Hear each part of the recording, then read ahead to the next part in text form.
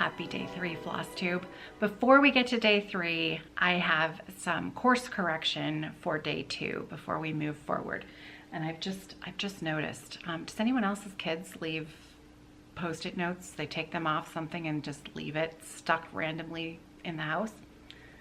I don't know how long that's been there. I don't usually sit here, so anyway. Day 2.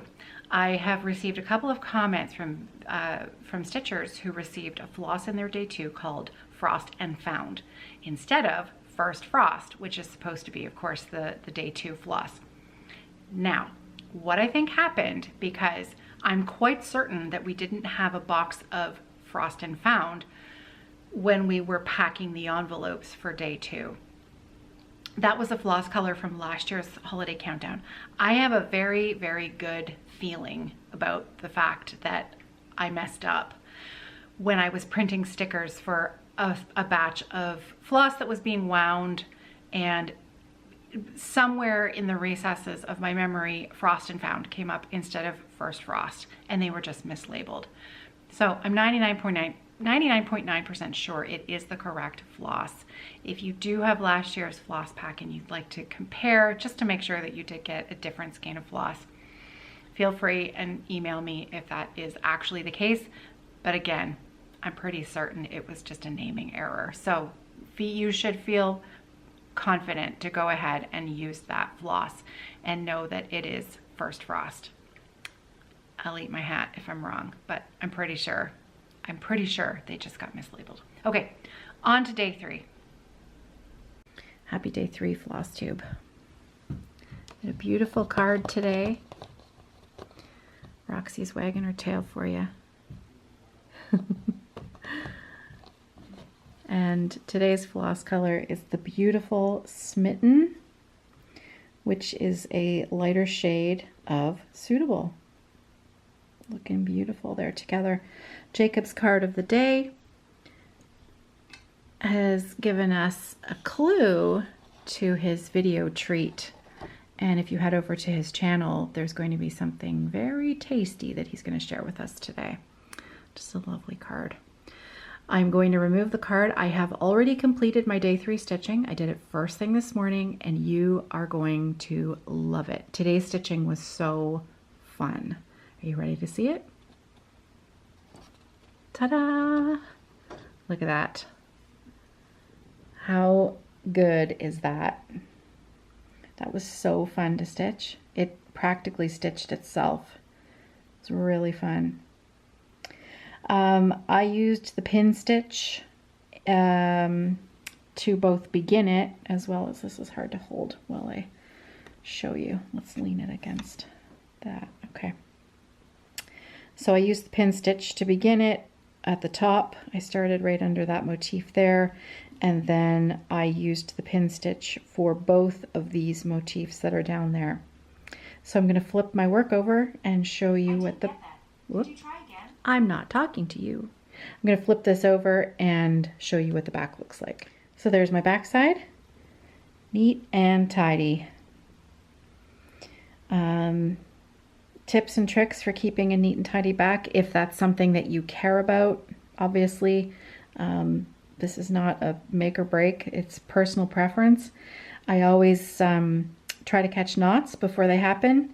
I stitch two-handed, so I always have one hand behind my work, so I'm feeling whether or not I'm creating a knot with the thread before I move on to the next step. And if there's a knot there, I fix it. And using that pin stitch has created no crossed over, no threads that cross more than one square. So neat and tidy. There you go. That's my backside. We had a massive dump of snow overnight. And look, my fence posts have hats.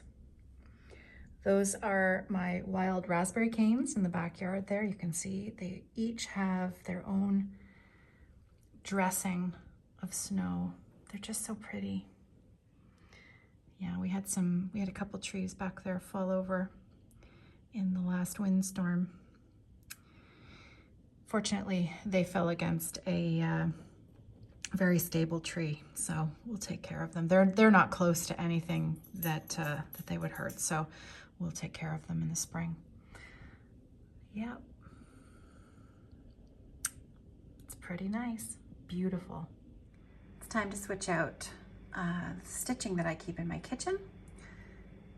Above that, I have a beautiful plate that was given to John and I from my mother-in-law, my in-laws, my mother and father-in-law, from a beautiful island near the Azores called Madeira, where they spent their winters.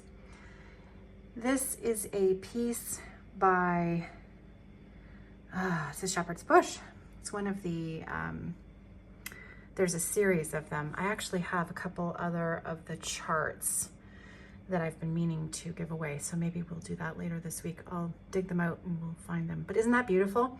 This was the very first time I ever did specialty stitches, and I took a class, learned how to do them. One of my favorite things.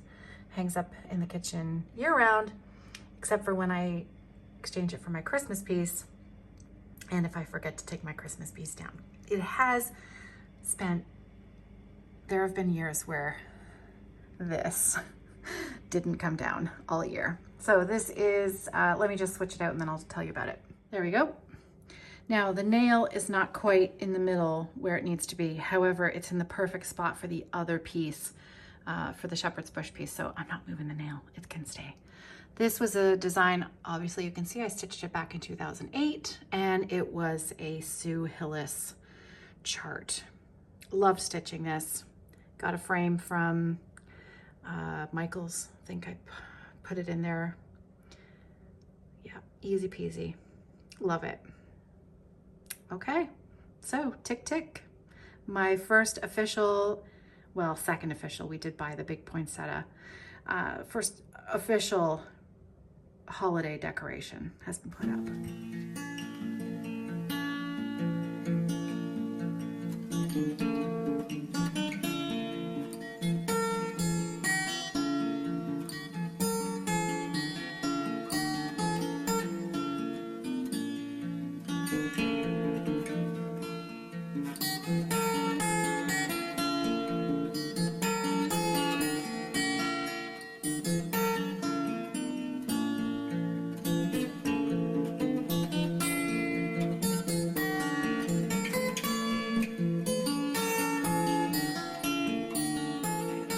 I found the charts, so let me show them to you, and I'm gonna give them away.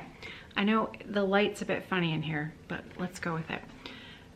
This is the one, my glasses are, this is Whortleberry. There, you can see that. The picture on the pattern is very small. So that's Whortleberry. This is Rowanberry. Get that to focus there. The next one is Amaranth. That's the one that I stitched. And then last but not least is Mulberry. They're really pretty, aren't they? Okay, so leave me a comment below. Shepherd's bush. Something, you know, tell me a story, a piece of shepherd's bush that you've stitched that you particularly love, your finish of, or maybe you've been to the Silver Needle in Oklahoma. Anyways, leave me a comment with shepherd's bush in it, and I will draw a name sometime next week and send these out. I'm gonna send all 4 of them so that they go as a set, okay? So there, got the light, there's a little bit better. Now you can see them. Ta-da. The sun's come out here. I don't know for how long, but we'll enjoy it while it's here. Pardon the wet hair. I have hair that I can't, once I wash it, can't do anything with it until it's dry. So I tend to spend a big part of my day looking like this for about 2 or 3 hours until it's dry and I can, you know, fudge it up a little bit. Anyways, whatever.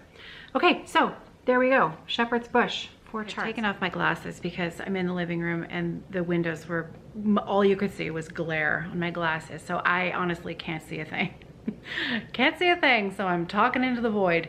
I've sat down to knit a row on Sarah's Afghan before getting dinner underway for this evening. And I just wanted to, I wanted to share because a couple of you have asked if I would show the trick for how to cable without using a cable needle. So what I'm gonna do is, because unfortunately at the moment I'm on the backside row, which is mostly a purl row, and there are no cables on this row. So if I have time to do more than this one row today, then I will film it. I'll try to film how I do it. But if I don't get to it today, I'll show you tomorrow because I'll be on a cable row tomorrow. Anyways, all right, let me get this row done. I feel like I want to save these as a little pre-bedtime treat to open these up before I go to bed. So I'm going to open my day 3 Advent card from Patty Break, 4 Boys and a Newfoundland Girl. I'm going to open that now and see what's inside. As you can see, I put one more length of floss in last night. I finished half the circle.